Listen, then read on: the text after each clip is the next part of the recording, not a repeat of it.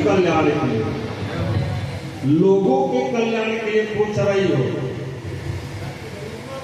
पार्वती ने कहा भोले बाबा आप हमारे पति हैं,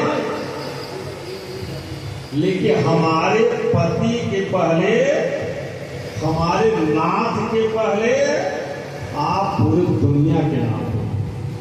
ये मैं नहीं सोचती कि आप केवल मेरे नाथ हो। हाँ? बोले विश्वनाथ,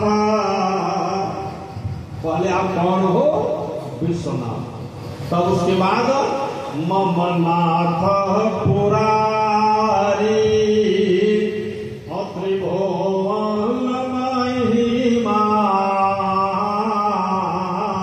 और विदित तुम्हारी। भगवान शंकर क्या बोल रहे हैं? बोले कथा जो सकल आलोक हितकारी और सोई पूछना शैल कुमारी। कितने जानकार भगवान शिव, भगवान शिव जान गए। यह जो कथा है ये सकल लोक हितकारी, सकल लोक नहीं, सकल लोक। अब समझ लोक ये तो है, बोले है जो भगवान की कथा है सारे लोगों का हित करने वाली है। चाहे जिस लोक में आप बैठे हो, अगर कथा आपको मिल गई तो जान लीजिए कि आपका कल्याण होगा। जैसे देवता देवलोक में बैठे हैं लेकिन कथा उनको देवलोक में नहीं मिल रही, बोलिए नहीं मिल रही।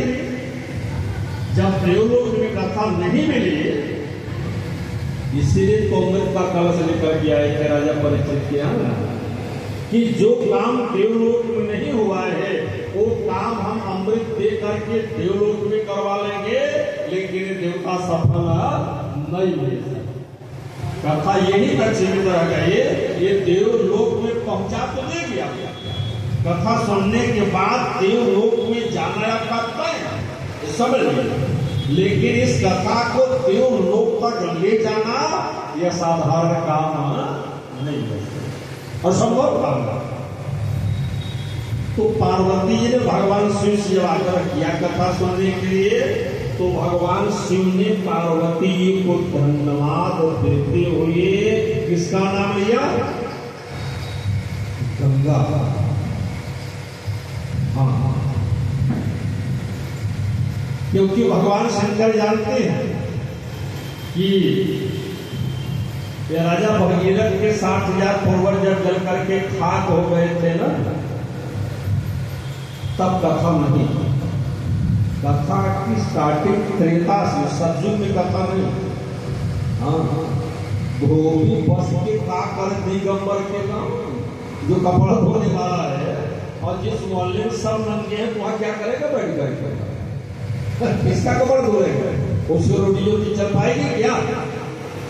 तो सब कथा की शुरुआत सतयुग से नहीं। बोले क्यों? बोले इसलिए कि कृतन जोगा साबा योगिया विज्ञानी तो करी हर ध्यान तवही भव प्राणी।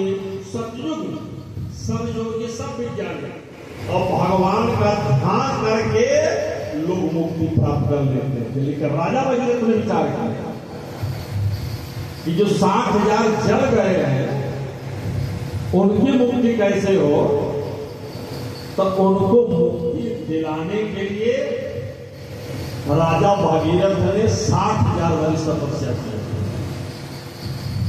और तब करके तब गंगा नदी को ले आए। हाँ हाँ, तब राजा भगीरथ के पूर्वज करे। इसीलिए तो लोग अपने घर में जमुना जल कभी रखते हैं या गंडकी नदी का जल कभी ले जाए न, जब आएगा गंगा जल। जल सब एक है ना, लेकिन सारे जलों में महत्व किसका है? गंगा जल का।